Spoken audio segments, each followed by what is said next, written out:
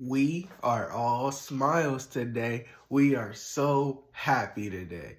Washington Commanders, HTTC. Hail to the Commanders. What did I say a few days ago? I said Washington has a chance. Washington has a chance. When it is the NFL playoffs, anything can happen. I was watching sports analysis guys. They were saying, hey, the bigger upset would be the Texans over the Chiefs. I would have partially agreed. But the Commanders beating the number 1 seed Detroit Lions. Now, my bad. Score was 45-31. Jaden Daniels, 260 yards passing, 50 yards rushing. Jared Goff had some costly turnovers, including one that included in a pick six. Got an interception. He threw an interception, I should say, at the end of the half. And you got to give this team credit. Now, you talk about the Lions and them being dismantled on the defensive side of the ball. And it got so bad that when Brian Branch went out, a guy that only played one defensive snap this whole year had to come in a divisional playoff game. All I got to say is, this is what I'm talking about. Getting a franchise quarterback that is so composed.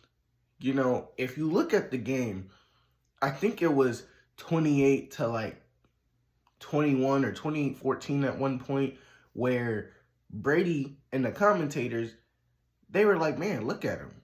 They had the cameras pointed to him, and they're like, look at him. He looks unfazed. You know, he's just sitting on the sideline with a straight face, acting like he's not up on the number 1 seed in the NFC in a divisional playoff game. I loved what I seen last night. Defense let Gibbs go crazy. They didn't let him go too crazy like Saquon, but they were all over him. All over him. Defense came through, created turnovers, and even scored off some of those turnovers. And then when the offense is scoring and the defense has a defensive score and they're still turning the ball over to us, you're in for a hell of a game. A hell of a game. And you got to look at who the Lions are. The Lions hang their hats on their defensive scheme. It don't matter who's out there. Doesn't matter. They're playing man coverage and they're blitzing. That's who they are. But when you watch Jaden Daniels, he doesn't care. You know, that RPO to Terry McLaurin, man, I was watching that live and I was like, what? And as soon as McLaurin broke that tackle, I was like, oh my God. And then I think it was like second or third down. And Jaden Daniels decided, man, I trust De'Ami Brown. Launches it. And Kirby Joseph is all over De'Ami Brown. Hand in the face, all of that. All over him. Not a DPI, but he is all over him. And then what ends up happening? Oh, you know, De'Ami Brown just tracks the ball with the hand in his face. I don't think I was expecting this. When we got Jaden Daniels and I seen what he could do, you know, the first couple of games of the season, I was like, okay, we got this. I at least wanted to see one playoff win, and beating the Bucs last week was also something that I was happy about. I was happy. I was like, hey, we're going to build off this. And then to go beat the number 1 seed Lions, crazy, wild. And I don't believe that no matter what happens with the Eagles and the Rams, I don't feel like anybody is going to sit there and just blow us out of the waters again. You know, I don't think it's going to happen twice with Philly. Now, with Philly, it is 1-1, you know, in the regular season. If Philly does beat the Eagles, Philly does beat the Rams, my fault. But last night's game, man, it showed. Hanging 45 points on Dan Campbell and Aaron Glenn's defense. And then for the defense to cause a forced fumble, get, 3-4 picks, and getting a pick 6 off of that. We know how that stuff goes. You know how it goes. And I'm just proud to see something, because the last time Washington even was in an NFC Championship game, I wasn't even born yet. I was born in 2002. I think it was, 1992 last time?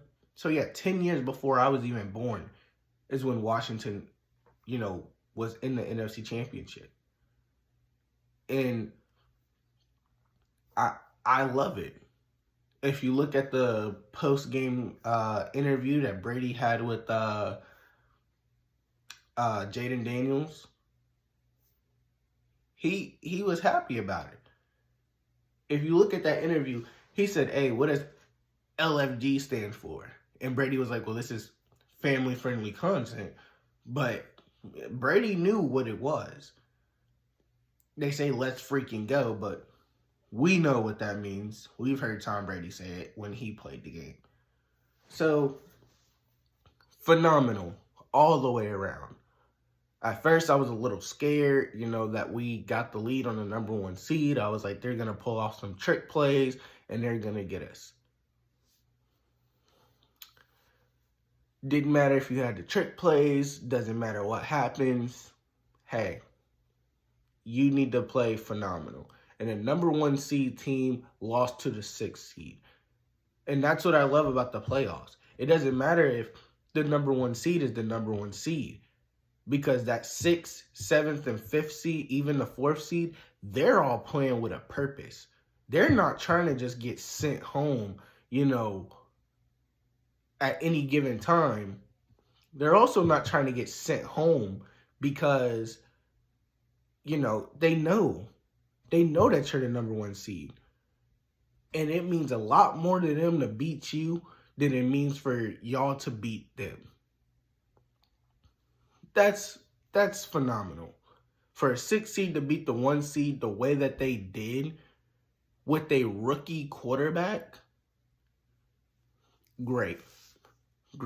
You would have thought the Commanders had guys that were 7, 8, 10-year vets. Terry McLaurin's been in the league for 6, 7 years. And then Jaden Daniels, his first year. De'Ami Brown's in his 3rd or 4th year. Brian Robinson, he's in his 3rd or 4th year. I love what I saw last night. What I saw last night was a team that was hungry, a team that wanted to fight, and they fought to the very end. And I love it. Now we await Eagles and Rams. We'll just have to see what happens from that game. And hopefully it's the Rams, but we'll see. We shall see.